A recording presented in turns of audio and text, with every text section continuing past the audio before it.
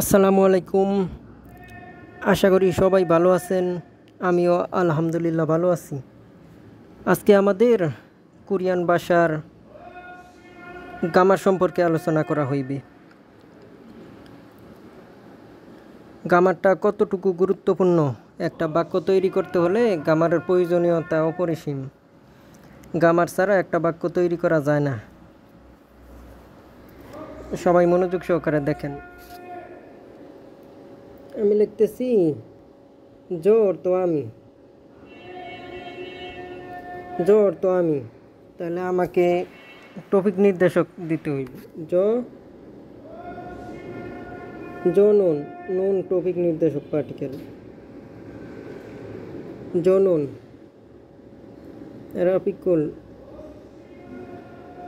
রাফিকুল ইসলাম। তাহলে নুন টপিক নির্দেশক নুন।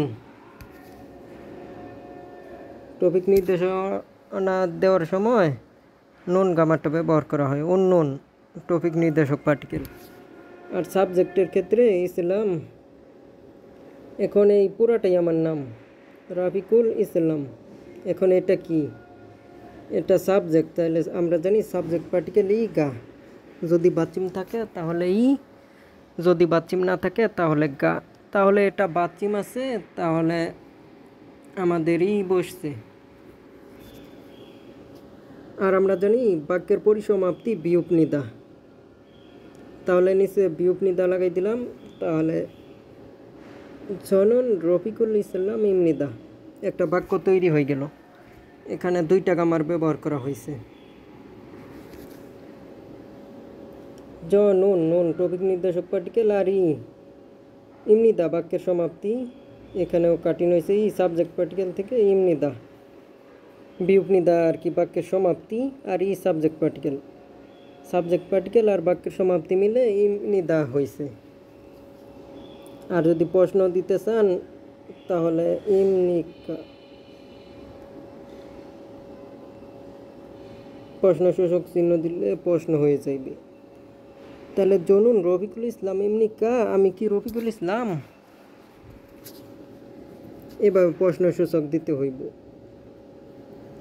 সাবজেক্ট পার্টিকেল এর নামটা থাকবো, আর নির্দেশ যারে করব তার ওখানে টপিক নির্দেশক পার্টিকেল নুন উন্নুন। সাবজেক্ট পার্টিকেল ই গা, টপিক নির্দেশক উন্নুন।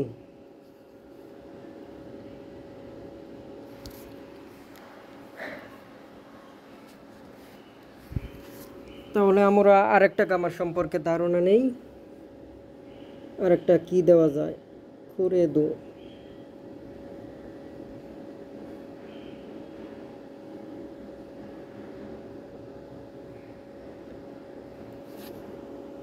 খুরেদু অর্থ তবুও, তারপরও।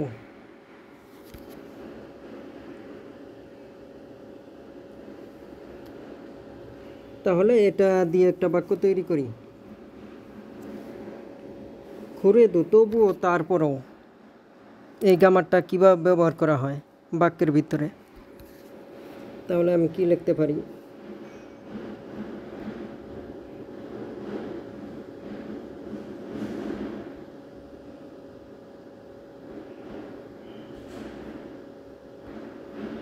খন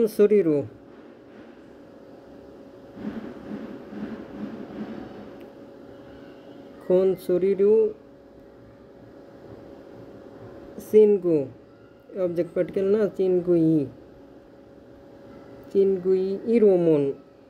ইরোম নাম ওন অর্থ টপিক নির্দেশক পার্টিকেল। খন শরীরও চিনগুই ইরোমন থাসি।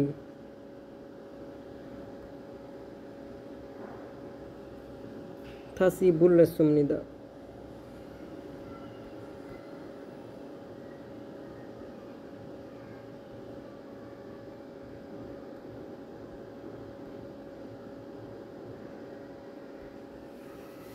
দেখুন শরীরও সিঙ্গু ই রুমন থাসি ফুল্লে সুমনিদা। কোন অর্থ কি? উঁচু স্বরে। সরি অর্থ মুখের আওয়াজ। তাহলে উঁচু স্বরে আওয়াজে রু অর্থ দিক বুঝাইছে যে এই আওয়াজটা দিয়ে। চিনগু অর্থ বন্ধু, ওই অর্থ অন্তস্তর, তাহলে বন্ধুর ইরুম নাম উন টপিক নির্দেশক পার্টিকেল। তাহলে এখানে টপিকটা হলো নামটা। থাসি অর্থ পুনরায়, বল্লাসমনিদা, বল্লিদা অর্থ ডাকা, আর শানসিয়ত সমনিদা এটা পাস্ট, মানে অলরেডি ডেকে ফেলেছে, এখন আপনি খুরেদু দিবেন। খুরেদু মানে কি তারপরে চিনগু নন টপিক নির্দেশক পার্টিকেল, যে ওই বন্ধুটাই এখন শুনতে পারে নাই।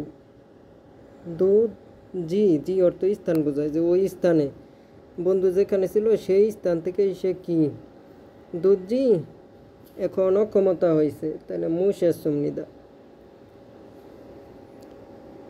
খুরেদু তারপরে এই গামারটা ব্যবহার করার নিয়ম নিচে দেওয়া হলো। কোন অর্থ উঁচু, সরি অর্থ আওয়াজ, রু অর্থ দিক বুঝাইছে, চিনগু অর্থ বন্ধু, ওই অন্তস্তর, ইরুম নাম উন টপিক নির্দেশক পার্টিকেল, থাসি পুনরায়, ফুল্লেসুমনিদা অর্থ কি নামটা পুনরায় ডেকেছি, যে উঁচু আওয়াজে বন্ধুর নামটা পুনরায় ডেকেছি।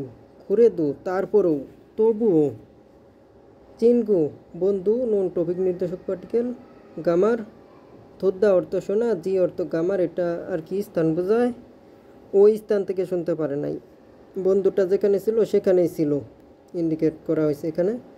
মুত অর্থ অক্ষমতা, মানে কি অক্ষমতা বলতে সে ইচ্ছাকৃতভাবে কোনো কিছু করে নাই, যে এটা প্রমাণ হইল যে আওয়াজটা তার কান পর্যন্ত পৌঁছায় নাই, বা তার কানে কোনো ইয়ারফোন বা ইয়ার প্লাগ এরকম কোনো কিছু থাকতে পারে, সেজন্য সে অক্ষম হয়েছে। এদিকে সে উঁচু আওয়াজে ডেকেছে, তারপরেও সে বন্ধু ওর পর্যন্ত আওয়াজটা যায় নাই, এরকমভাবে ইন্ডিকেট করছে। তাহলে আমরা জানি খুরেদু অর্থ তবুও বা তারপরেও। আমাদের বিস্তারিত গামার নিয়ে আমাদের প্রাইভেট ক্লাসে আলোচনা করা হইবে ইনশাল্লাহ। সবাই ভালো থাকবেন। আসসালামু আলাইকুম ওয়া রাহমাতুল্লাহি ওয়া বারাকাতুহু।